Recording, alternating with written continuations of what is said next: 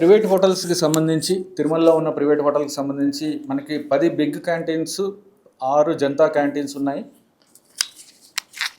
వీటి నిర్వహణలో కొన్ని నిర్వహణ విధానంలో లేకపోతే పాలసీలో కొన్ని ఇబ్బందులు ఉన్నాయి. ఆ ఇబ్బందులను అధిగమించడానికి కొత్త పాలసీ ఒకటి బోర్డులో అప్రూవ్ చేసిన విషయం మీకు తెలుసు.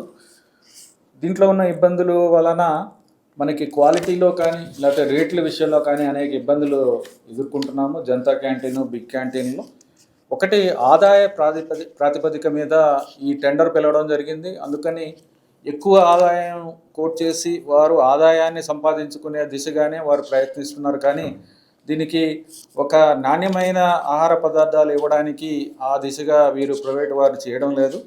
సో దాని వలన కొన్ని గట్టి చర్యలు కూడా తీసుకోవడం జరిగింది. ఇంతకుముందు కూడా కొన్నిటి మీద పెనాల్టీస్ వేయడం, కొంతమందిని క్లోజ్ చేయడం కూడా జరిగింది, క్యాన్సిలేషన్ చేయడం జరిగింది. అలాగే ఇంకొక ముఖ్యమైన ఇబ్బంది ఏంటంటే మనము ఒక బేసిక్ ఎవరైనా ఓనరు టెనెంట్కి ఇచ్చేటప్పుడు, లెస్సీకి ఇచ్చేటప్పుడు కొంత బేసిక్ స్ట్రక్చర్ కరెక్ట్గా ఉన్నది ఇవ్వాలి. అంటే బిల్డింగ్ అనేది ఒక స్టాండర్డ్లో ఉన్నది ఇవ్వాలి, కనీసం మినిమం అన్న. అలా కాకుండా మనది ఏమైందంటే కొంత కాలం జరిగేటప్పటికీ ఆ బిల్డింగ్ కూడా మనం సరైన బిల్డింగ్ వాళ్ళకి ఇవ్వట్లేదు. లీజుకి ఇచ్చేటప్పుడు 3 సంవత్సరాలకు ఇస్తాము, ఎక్కువ ఆదాయం ఇచ్చిన వాళ్ళకి ఇస్తాము.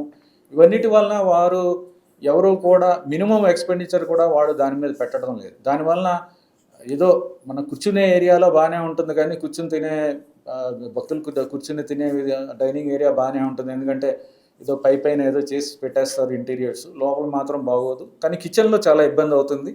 సో అందుకని ఇవన్నీ కూడా అధిగమించడానికి కూడా మనము ఈ కొత్త పాలసీ తీసుకురావడం జరిగింది.